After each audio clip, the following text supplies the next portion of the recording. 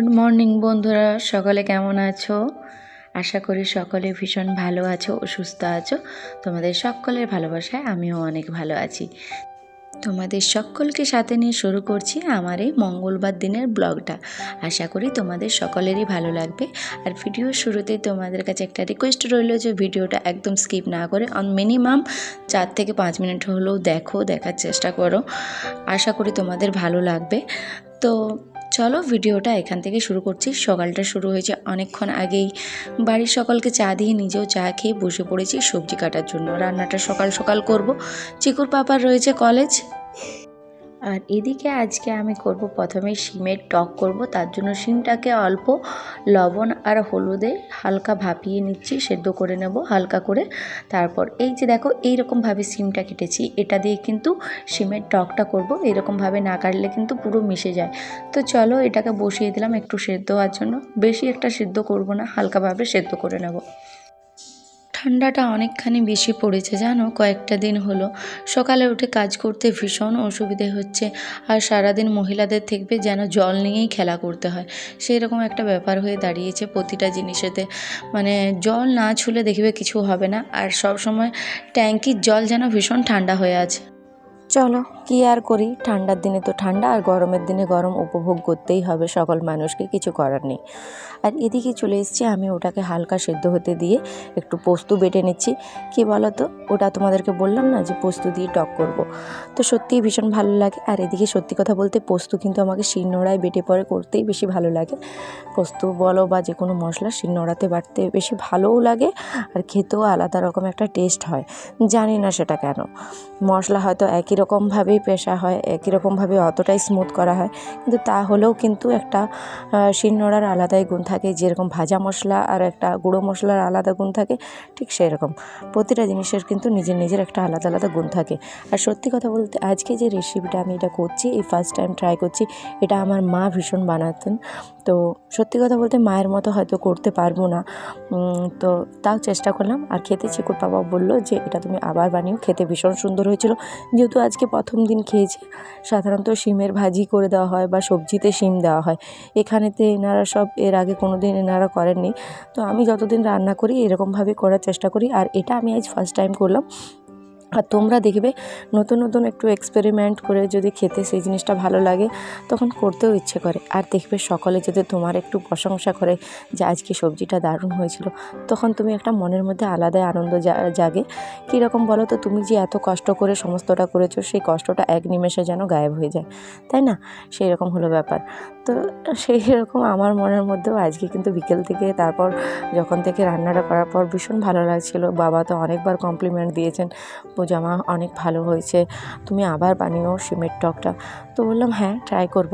তো চলো ওদিকে ওটা হওয়ার পর তারপর এদিকে করে নিচ্ছি আলু, ফুলকপি আর এই বেগুন দিয়ে একটা সবজি। আর বাইরে এখন ভীষণ আওয়াজ হচ্ছে, আমি ভয়েস ওভার যেখান থেকে দিচ্ছি, তো তোমরা একটু আওয়াজটা ইগনোর করো, কিছু তো করার নেই, কী আর করবো বলো। হ্যাঁ, কিছুই করার নেই। তো এদিকে সবজিটা আমি ভেজে নিয়েছি আগে, আর এর সাথে আমি শিমও অ্যাড করেছি। সমস্তটাই ভেজে পরে করছি, ভেজে করলে পরে সবজিটা একটা আলাদাই টেস্ট আসে। তাছাড়া এখনের সবজিতে তো কোনো স্বাদ বলতেই নেই। তো এদিকে স্নান করে বেরিয়ে এসেছি, এখন পুজোটা আগে করে নেব, তারপর যাব ছাদে। জামা কাপড় রয়েছে সেগুলো একটু শুকোতে দিতে, কারণ রোদ মোটামুটি চলেই গেল, ছাদেতে আমাদের বেশিক্ষণ রোদ থাকে না। তো আর এদিকে পুজোটা সেরে নিয়েছি। আজকে বাবা ফুল এনে দিয়েছিলেন। আর এই যে দেখো, আগের বারে আমি ছিলাম না, কয়েকটা দিন বাবা পুজো করেছিলেন, তো সব ঠাকুরকে চন্দন দিয়ে ভূত করে দিয়েছেন। কী আর করব, একদিন ভাবছি স্নান করাবো সুন্দর করে, সমস্ত ঠাকুরগুলোকে ভালোভাবে পরিষ্কার করে স্নান করিয়ে দেবো। দেখি কবে সময় পাই। আর শীতের দিনে দেখি বলো তো, সময়টা যেন চটজলদি বয়ে যায় বলো। কর্ম করতে চাইলেও হতে পারে না, কিন্তু কিছুই করার নেই। তার জন্য আমি অধিকাংশ কাজ রাত্রিতেও করে রাখি, কিছু কিছু কাজ।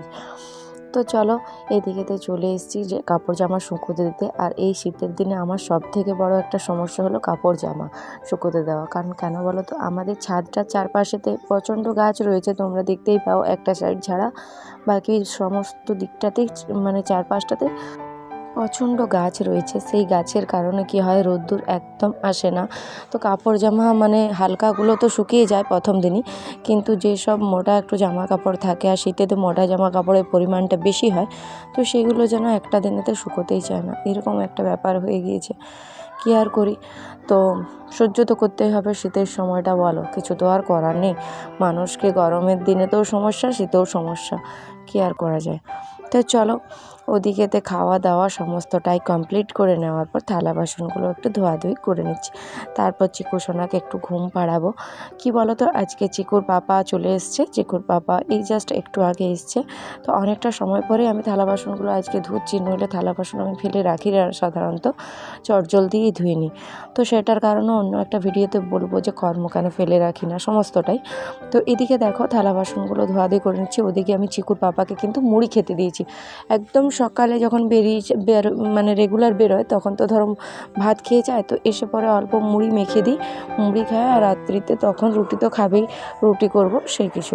তো ওদিকেতে চিকু সোনা ঘুমোচ্ছে, তার পাশেতে খাওয়া দাওয়া করে বললো আমি একটু রেস্ট করব, ভীষণ নাক বন্ধ হয়ে যাচ্ছে, ঠান্ডা লেগে আছে, কী আর করবে।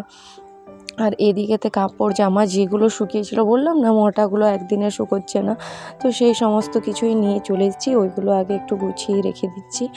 তো কী বলো তো, শীতের দিনে তো যেন যতই সুন্দর করে রাখবো ভাবি রান্নাটা, তাও যেন ভীষণ অগোছালো মনে হয়। আমার মনে হয় এই শীতটা কবে যাবে, কেন বলো তো, চারপাশটা ভীষণ অগোছালো লাগে। এক তো ধরো বেডশিট বলো, তারপর ব্ল্যাঙ্কেট বলো, আলাদা কাঁথা, মানে এটা ওটা নিয়ে চারপাশটা যেন মানে যাচ্ছে তাই একটা অবস্থা হয়ে থাকে। তার সাথে ধরো এই মানে কি বলবো, নিজের বলের যেন পরীক্ষা হতে থাকে রেগুলার, মানে নিজের কতটা শক্তি আছে। মানে এত মোটা মোটা জামা কাপড় কাচতে ধুতে ধুতে যেমন হাতে ব্যথা ধরে যায়। তো তার জন্যই মনে হয় সাধারণত বেশিরভাগ আমার মতোই হয়তো অনেকেরই মনে হয়, অবশ্যই কমেন্ট করে জানিও। জানি মনে হবেই যে কবে এই শীতটা যাবে, আর কবে মোটা মোটা জামা কাপড়গুলো কাচার হাত থেকে রেহাই পাবো। তো সেই সমস্ত কিছু করতে হলেই এটা মনে হবে স্বাভাবিক। তো চলো, এদিকে জামা কাপড়গুলো চটজল দিয়ে গুছিয়ে নিলাম, আর চিকু সোনারও কিছু জামা কাপড় ছিল, সেইগুলো একটু ভালোভাবে ভাঁজ করে রেখে নিচ্ছি। আর ওদিকে চিকু সোনা কী করছে জানো, ভীষণ দুষ্টুমি করছে, কী যে বলি, কিছু করার নেই। তো চলো, এদিকেতে আমি খাবারটা তাড়াতাড়ি করে নিচ্ছি। আমার একটা মানে কি বলবো, বিকেল নয়, মানে আমার সন্ধে হব হয়ে এসছে প্রায়। তো আজকে আমি আলু ভাজা রুটি করে নিচ্ছি, আর তার সাথে মিষ্টি কলা পাকা রয়েছে। এই যে দেখো এখন রুটি করছি, এই জাস্ট সন্ধে হলো, তার আগে মা সন্ধেটা আজকে দিয়েছেন। আর আমি যাব একটা বৌমার বাড়ি, ওকে কাজে একটু হেল্প করে দিতে। ছোট বাচ্চা হয়েছে, বাড়িতে কেউ নেই, শ্বশুরমশাই শরীর খারাপ, সেখানে সবাই গিয়েছে নিয়ে হসপিটালে। তো তার বাড়ি গিয়ে তাকে একটু হেল্প করব। তো চলো, আজকে রুটিটা এখানে করে নেওয়ার পরে ভিডিওটা এখানেই শেষ করছি। তোমরা সকলে ভীষণ ভীষণ ভালো থেকো, সুস্থ থেকো, আর এভাবে আমাকে প্রচুর প্রচুর সাপোর্ট করতে থেকো। আর অবশ্যই কমেন্ট করে জানিও তোমাদের মতামত যে আজকের ব্লগটা তোমাদের কেমন লেগেছে। চলো, বাই।